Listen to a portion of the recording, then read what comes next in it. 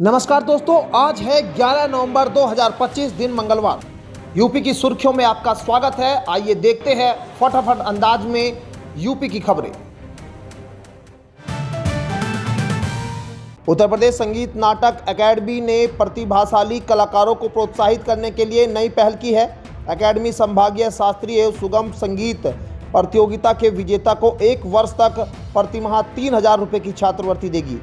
यह छात्रवृत्ति बाल, किशोर और युवा वर्ग के विजेताओं को मिलेगी। प्रतियोगिताएं 11 विषयों में होती है, जिनमें गायन, वादन, कथन, भजन और गजल शामिल है। अकेडमी के निदेशक डॉक्टर शोभित कुमार नाहर के अनुसार इस बार प्रतिभागियों की संख्या 2 गुनी हुई है। अब दिसंबर में लखनऊ में प्रादेशिक प्रतियोगिता आयोजित की जाएगी, जिसमें 304 विजेता भाग लेंगे। लखनऊ में 23 से 29 नवंबर तक होने वाली भारत स्काउट गाइड की 19वीं राष्ट्रीय जम्बूरी के लिए स्वास्थ्य विभाग ने बड़े पैमाने पर इंतजाम किए हैं। वृंदावन योजना स्थित डिफेंस एक्सपो ग्राउंड में 50-50 बेड के 2 अस्थायी अस्पताल और 15 डिस्पेंसरी बनाई जाएगी। यहाँ फिजिशियन, सर्जन, नेत्र रोग विशेषज्ञ, नर्स, फार्मासिस्ट और पैरामेडिकल स्टाफ की तैनाती की जाएगी। स्वास्थ्य महानिदेशक डॉक्टर रतन पाल सिंह सुमन ने 6 जिलों के सीएमओ और चिकित्सा कर्मियों को 19 से 30 नवंबर तक कार्यमुक्त कर लखनऊ में योगदान देने के निर्देश दिए हैं। यह राष्ट्रीय जम्बूरी 61 साल बाद यूपी में आयोजित हो रही है। आयुष्मान भारत योजना में फर्जी कार्ड बनाकर इलाज का बिल वसूलने वाले अस्पतालों की जांच शुरू हो गई है। साजीन इन अस्पतालों के पुराने इलाज के दावों और भुगतान रिकॉर्ड की जाँच कर रही है। मई 2025 में अधिकारियों की आईडी हैक कर 9 करोड़ 45 लाख रुपए ट्रांसफर किए गए थे। इसी तरह फर्जी आयुष्मान कार्ड बनाकर अस्पतालों में इलाज कराया गया। पुलिस और ईओडब्ल्यू के साथ स्टेट एंटी फ्रॉड यूनिट भी मामले की जांच कर रही है। उप मुख्यमंत्री ब्रजेश पाठक ने समाजवादी पार्टी प्रमुख अखिलेश यादव पर तीखा प्रहार किया। उन्होंने कहा कि अखिलेश यादव भाजपा, मोदी और योगी का विरोध करते करते अब भारत माता का भी विरोध करने लगे हैं। पाठक ने कहा कि बिहार में जातीय गोलबंदी की साजिश नाकाम रही और वहां एनडीए प्रचंड बहुमत से सरकार बना रहा है। एसआईआर को लेकर उन्होंने अखिलेश पर निशाना साधते हुए कहा कि निर्वाचन आयोग अवैध और मतदाताओं के नाम सूची से हटा रहा है। इससे समाजवादी पार्टी डरी हुई है, क्योंकि निष्पक्ष मतदाता सूची बनने से उनके उम्मीदवारों की जमानत जब्त हो जाएगी। उत्तर प्रदेश में अब राष्ट्रीय राजमार्गों पर आवारा पशुओं के लिए शेल्टर होम बनाए जाएंगे। भारतीय राष्ट्रीय राजमार्ग प्राधिकरण ने इसकी तैयारी शुरू कर दी है। पहले चरण में लखनऊ, कानपुर, लखनऊ, सीतापुर और हरदोई राजमार्गों पर यह व्यवस्था लागू होगी। पेट्रोलिंग टीम आवारा मवेशियों को पकड़कर इस शेल्टर होम में रखेगी और बाद में ग्राम पंचायतों के जरिए मालिकों या नगर निकायों को सौंपा जाएगा। शेल्टर होम में पानी, हरा चारा और रोशनी की व्यवस्था होगी। सर्वोच्च न्यायालय के आदेश के बाद यह कदम उठाया गया है, ताकि सड़कों पर मवेशियों से होने वाली दुर्घटनाओं को रोका जा सके। उत्तर प्रदेश के परिषदीय विद्यालयों में कक्षा 1 से 8 की अर्धवार्षिक परीक्षाएं 28 नवंबर से शुरू होगी। बेसिक शिक्षा परिषद ने परीक्षा कार्यक्रम जारी करते हुए सभी जिलों के बीएसए को समय पर तैयारियां पूरी करने के निर्देश दिए। परीक्षा के माध्यम से विद्यार्थियों की शैक्षणिक प्रगति का मूल्यांकन किया जाएगा। परिषद ने स्पष्ट किया है कि सभी विद्यालयों में परीक्षा निर्धारित समय सारणी के अनुसार ही कराई जाए। परीक्षा की निगरानी के लिए अधिकारियों की तैनाती भी की जाएगी, ताकि मूल्यांकन प्रक्रिया निष्पक्ष और पारदर्शी ढंग से संपन्न हो सके।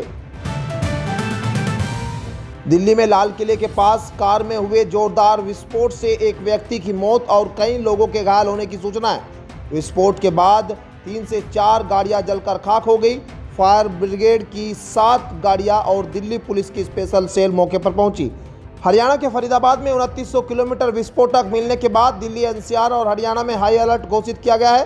उत्तर प्रदेश के मुख्यमंत्री योगी आदित्यनाथ ने अधिकारियों को सतर्क रहने, भीड़भाड़ वाले इलाकों में सुरक्षा बढ़ाने और अफवाहों की सख्त निगरानी के निर्देश दिए हैं। पुलिस ने चेकिंग अभियान तेज कर दिया है।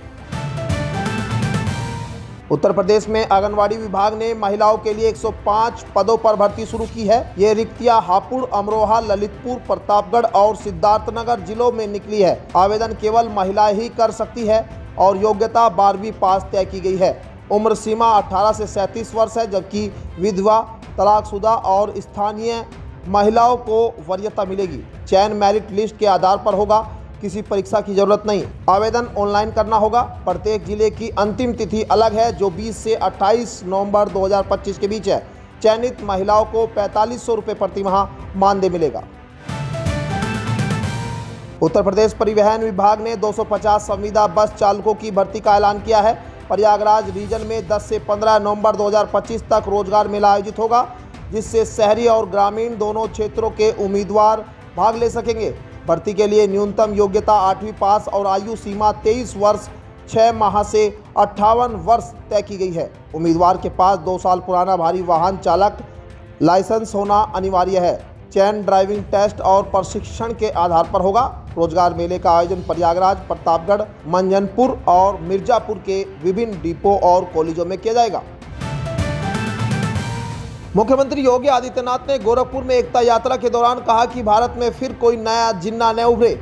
उन्होंने राष्ट्रीय गीत वंदे भारत का विरोध करने वालों पर निशाना साधते हुए कहा कि ऐसे लोग देश की एकता और अखंडता का अपमान कर रहे हैं। योगी ने कांग्रेस पर आरोप लगाया कि उसने वंदे मातरम का अनादर किया है, यही विभाजन का कारण बना। मुख्यमंत्री ने घोषणा की है कि उत्तर प्रदेश के सभी विद्यालयों में वंदे मातरम का गायन अनिवार्य किया जाएगा, ताकि नागरिकों में भारत माता के प्रति सम्मान और राष्ट्रभक्ति की भावना प्रबल हो सके। समाजवादी पार्टी के प्रमुख अखिलेश यादव ने सभी विधायकों की एक अहम बैठक 11 बजे लखनऊ स्थित पार्टी कार्यालय में बुलाई है। बैठक में आगामी विधानसभा चुनाव और प्रदेश में चल रहे SIR अभियान पर चर्चा होगी। अखिलेश यादव ने योगी सरकार पर निशाना साधते हुए कहा कि भाजपा वोट की बेईमानी करने पर तुली है और प्रशासन का दुरुपयोग कर रही है। उन्होंने कहा कि 2027 में सपा की सरकार आने पर संविधान के तहत काम होगा। सपा प्रमुख और PDA समुदाय के वोट काटे जाने पर भी नाराजगी जताई।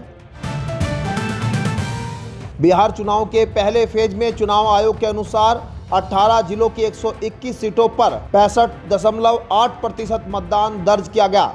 यह आंकड़ा एक नया रिकॉर्ड है, जो पिछले विधानसभा और लोकसभा चुनाव के मुकाबले काफ़ी ज़्यादा है। सबसे ज़्यादा उत्साह मुजफ्फरपुर जिले में दिखा। यहाँ 71.81% लोगों ने वोट डाला। वहीं पटना में यह संख्या 59.2% रही। अन्य जिलों में भी अच्छा रिस्पांस मिला, जैसे समस्तीपुर में 71.74% और बेगूसराय में 69.87% वोटिंग हुई। खास बात यह रही कि पूरे चरण में शांति बनी रही। किसी पार्टी या उम्मीदवार ने कोई शिकायत नहीं की। चुनाव आयोग ने पुष्टि की है कि किसी बूथ पर रिपोलिंग नहीं होगी।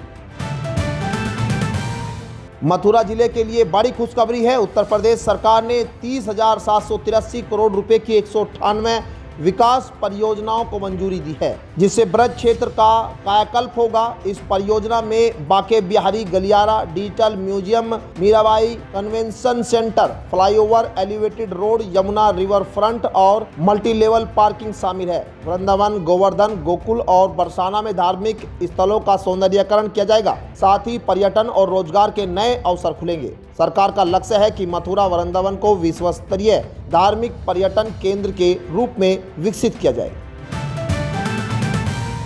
मुजफ्फरनगर के बुढ़ाना में छात्र उज्जवल राणा की आत्महत्या मामले को लेकर विरोध प्रदर्शन तेज हो गया। DAV डिग्री कॉलेज के बाहर शव रखकर पंचायत की गई।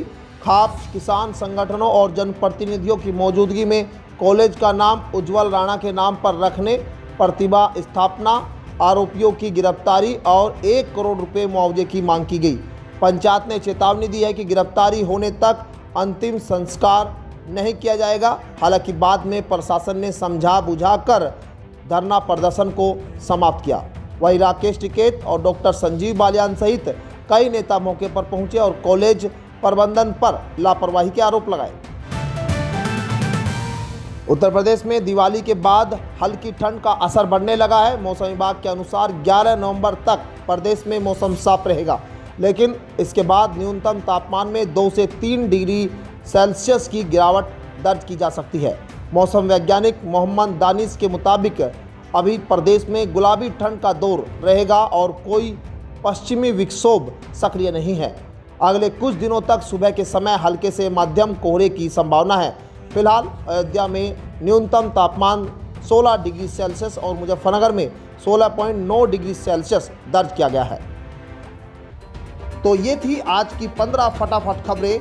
अगर आपको वीडियो पसंद आया तो वीडियो को लाइक, शेयर व कमेंट जरूर करें। धन्यवाद।